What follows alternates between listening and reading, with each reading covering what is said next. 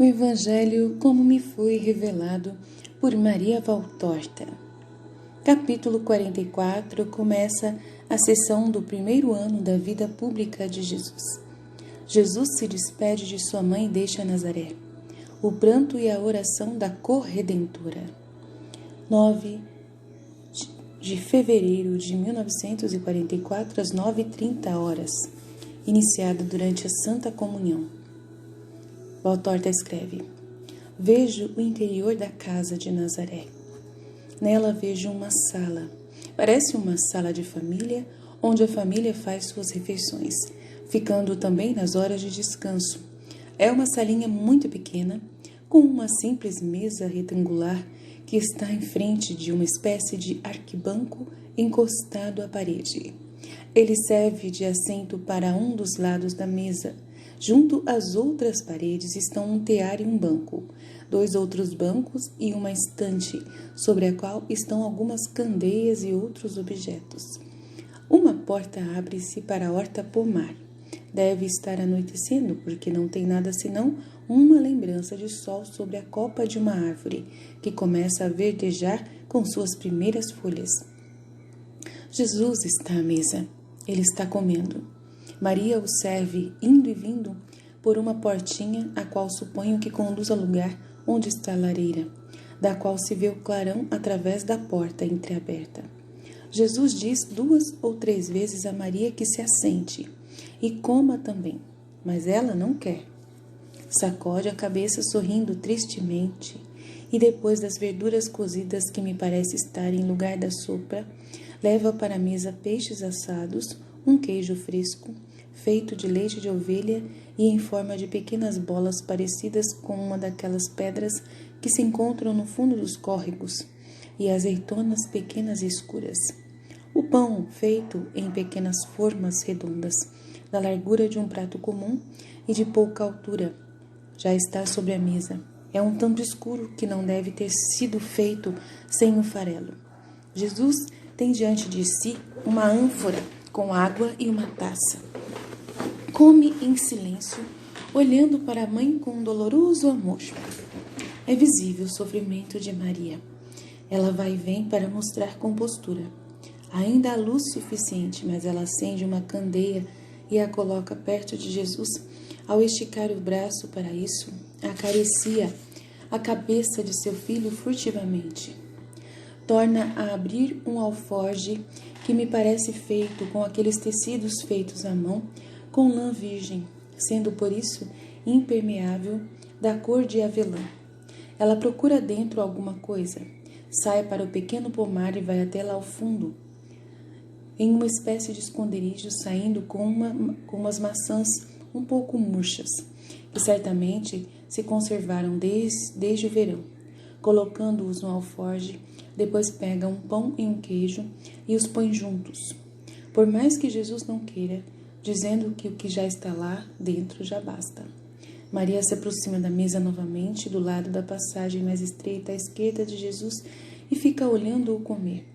Ela olha para ele com angústia, com adoração, com o rosto ainda mais pálido do que de costume, que o sofrimento faz parecer envelhecido, com os olhos maiores, marcados com uma sombra, indícios de lágrimas já derramadas.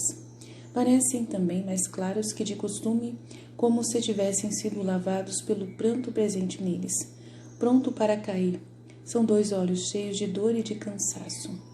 Jesus, que come devagar e claramente contra a vontade, somente para contentar a mãe, está mais pensativo do que habitualmente. Levanta a cabeça e a olha. Encontra um olhar cheio de lágrimas, inclinada então a cabeça para deixá-la mais à vontade, limitando-se a segurá-la pela delicada mão que ela está apoiando à beira da mesa. Jesus a pega com sua esquerda e a leva até sua própria face e a apoia nela por um momento até sentir a carícia daquela pobre mãozinha que está tremendo. Depois a beija no dorso com muito amor e respeito. Vejo Maria levar à boca sua mão livre à esquerda, como para sufocar um soluço. Em seguida ela enxuga com os dedos uma grande lágrima que lhe escapou dos cílios, banhando-lhe a face. Jesus continua a comer. e Maria sai rapidamente para o pequeno pomar, onde a luz já é bem pouca e desaparece. Jesus apoia o cotovelo esquerdo sobre a mesa e sobre a mão apoia a fronte, mergulhando-se em seus pensamentos, parando de comer. Depois parece procurar escutar algo e se levanta. Sai também ele para o pomar e, ao dar alguma olhada ao redor, dirige-se à direita em relação ao lado da casa, entrando pela abertura de uma parede rochosa em um quarto que eu reconheço ser a oficina do carpinteiro, que desta vez está toda em ordem, sem tábuas nem maravilhas, e sem um fogo aceso. Ali está um banco grande e os utensílios, tudo em seus lugares, só isso. Curvada sobre o banco, Maria está chorando. Parece uma menina. Está com a cabeça sobre o braço esquerdo dobrado e chora sem fazer barulho, mas com grande dor. Jesus entra devagar e se aproxima dela tão levemente que ela só percebe que ele está ali quando o filho lhe pousa a mão sobre a cabeça inclinada, chamando-a mãe, com uma voz de amorosa censura. Maria levanta a cabeça, olha para Jesus através de um véu de lágrimas e se apoia nele com as duas mãos unidas, segurando-o pelo braço direito. Jesus lhe enxuga o rosto com a beira de sua larga manga e depois a abraça, atraindo-a sobre o seu coração e beijando-a na fronte. Jesus está majestoso, parece mais viril que de costume, e Maria parece uma menina. Mais menina, exceto no rosto que está marcado pela dor. Vem, mãe, lhe diz Jesus, e segurando-a apertada contra si pelo braço direito, dirige-se para o pomar, onde se assenta em um banco à frente da parede da casa. O pomar está silencioso e, enfim, escuro. Vê-se apenas um belo luar e a luz que vem da sala de jantar. A noite está serena. Jesus fala a Maria, a princípio, não entendo as palavras, apenas murmuradas, as quais Maria com a cabeça sente. Depois eu ouço. Faz que venham os parentes, não fique sozinha. Eu ficarei mais tranquilo, mãe, e tu sabes que preciso estar tranquilo para cumprir a minha missão. O meu amor não te faltará. Eu virei frequentemente e mandarei avisar-te quando estiver na Galileia, não podendo vir até em casa. Nesse caso, tu irás a mim. Mãe, esta hora tinha que chegar. Ela começou aqui, quando o anjo te apareceu. Agora, ela chegou. Nós devemos vivê-la, não é verdade, mãe? Depois virá a paz da provação superada e a alegria. Primeiro precisamos atravessar este deserto, como os antigos pais fizeram, para entrarem na terra prometida. Mas o Senhor Deus nos ajudará como ajudou a eles, e nos dará sua ajuda como um maná espiritual para nutrir o nosso espírito no esforço da prova. Vamos dizer juntos o Pai Nosso. Jesus se levanta e Maria com ele, erguendo o rosto ao céu, duas hóstias vivas que brilham na escuridão. Jesus diz lentamente, mas com voz clara e destacando as palavras, a oração dominical. Destaca de modo especial as palavras destas frases: venha a nós o vosso reino, seja feita a vossa vontade. Separando bem essas duas frases das outras, ele reza com os braços abertos, não propriamente em cruz, mas como fazem os sacerdotes quando se dirigem ao povo dizendo: o Senhor esteja convosco.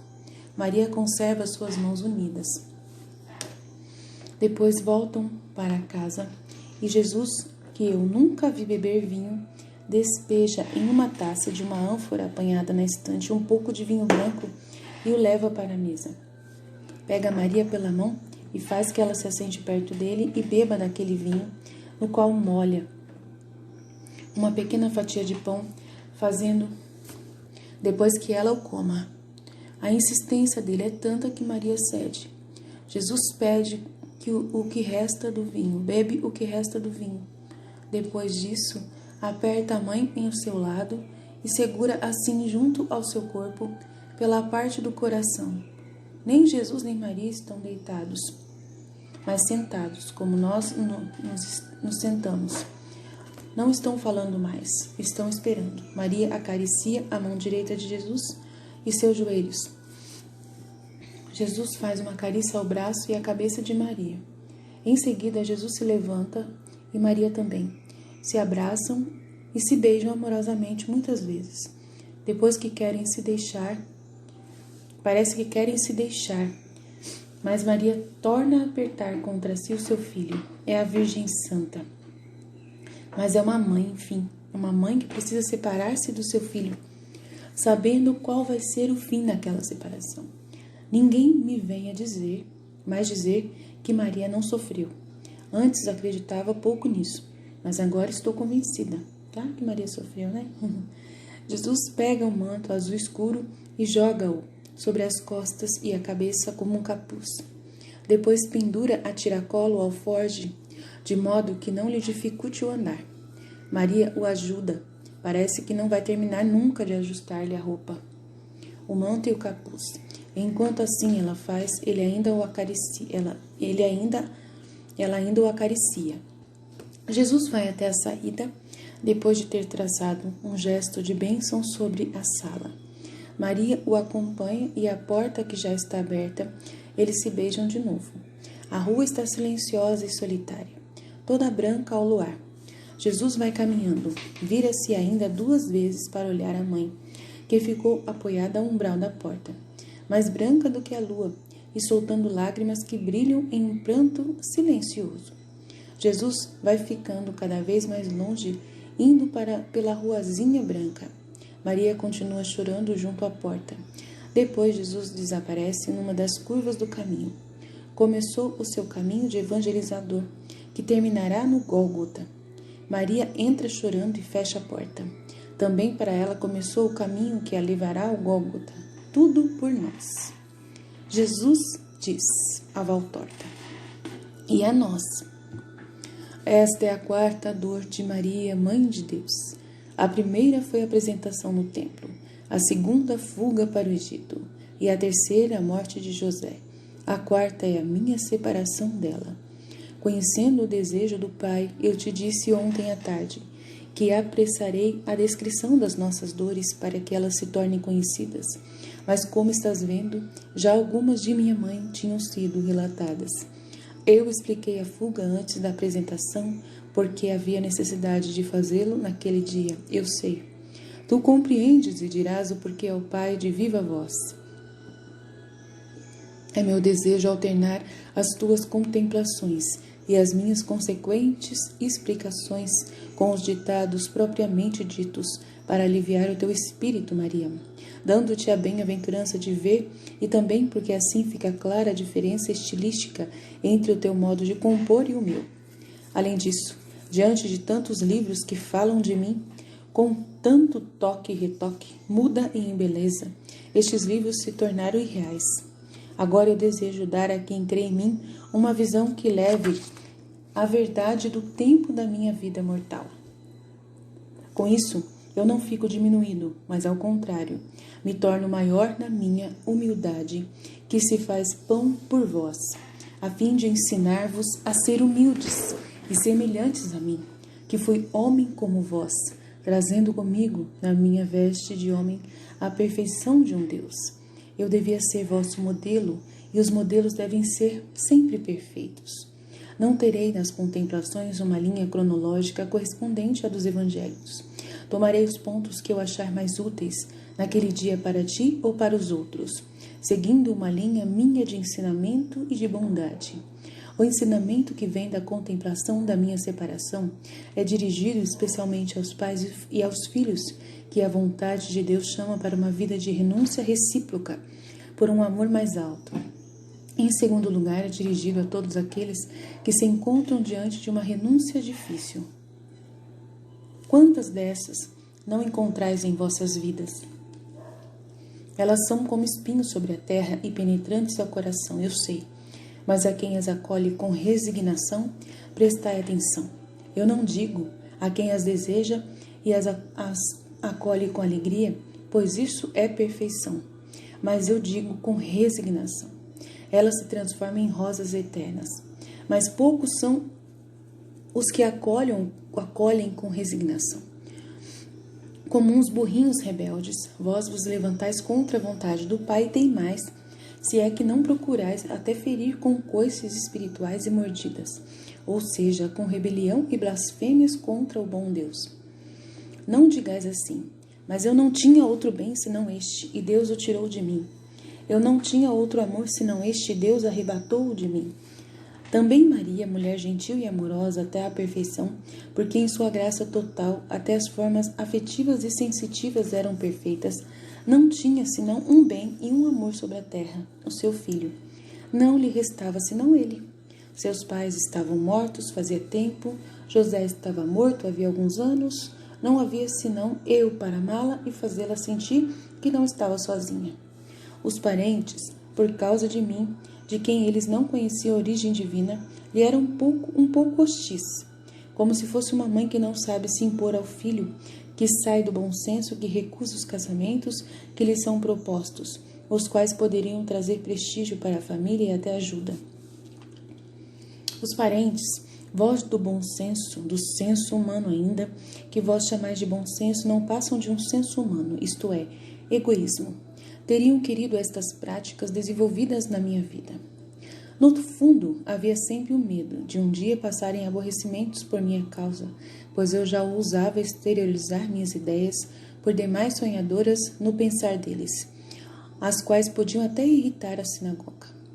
A história hebraica estava cheia de ensinamentos sobre a sorte que tiveram os profetas.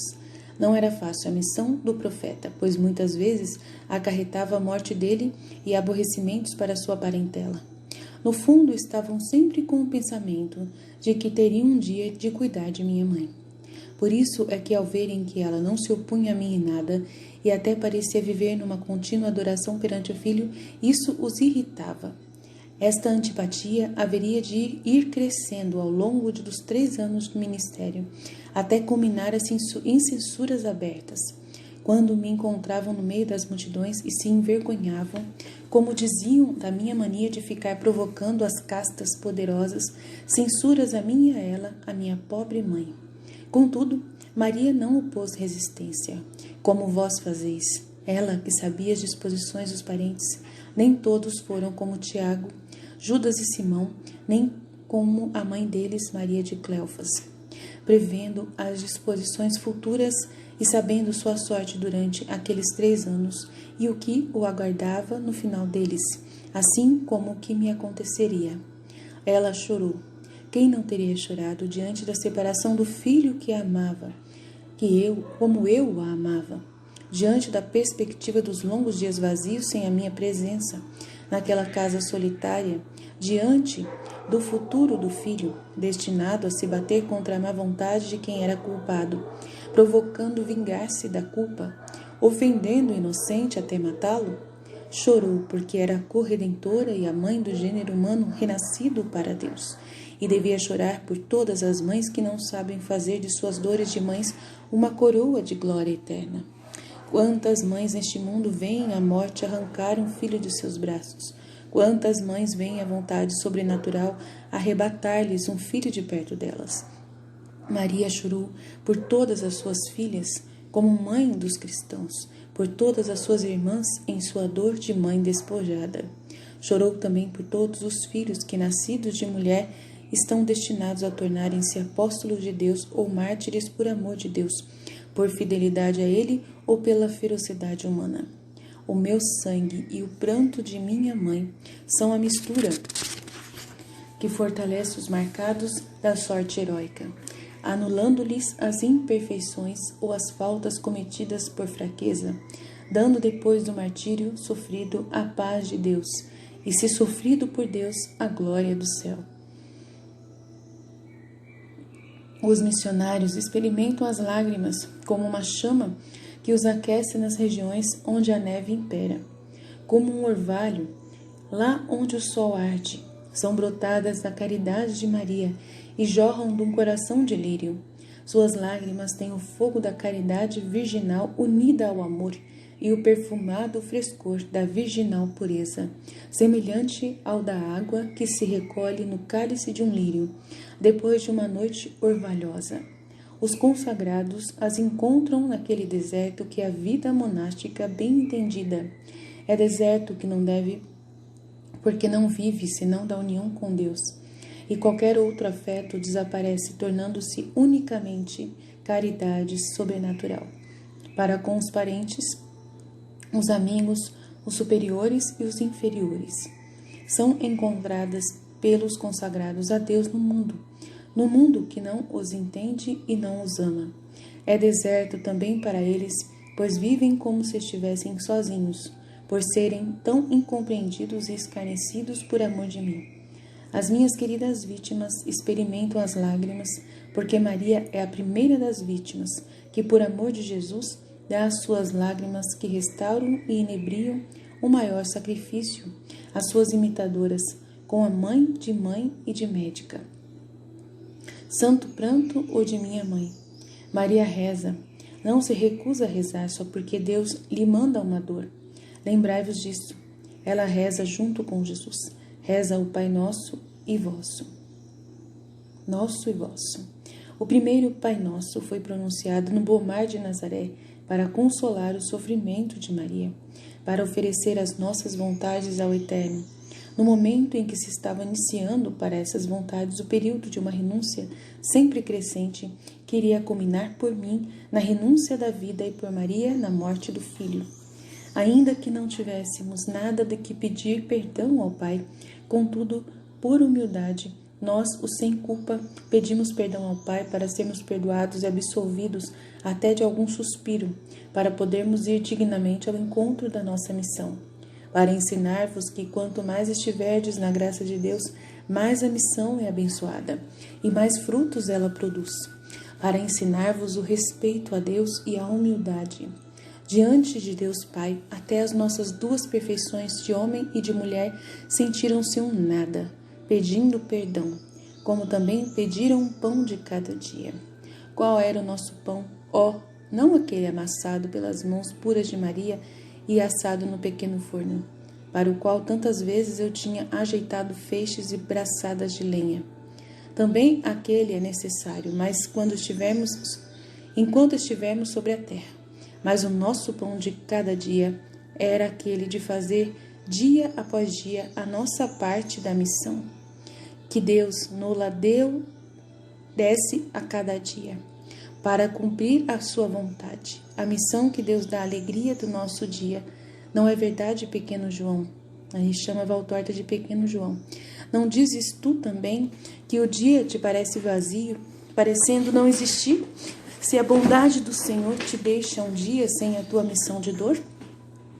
Maria reza junto a Jesus.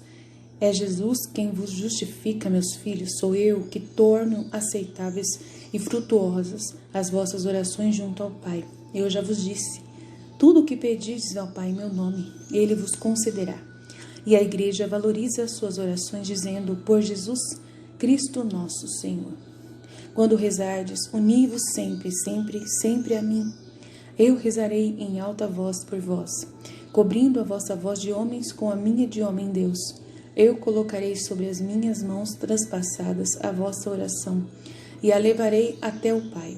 Ela se tornará uma hóstia de preço infinito.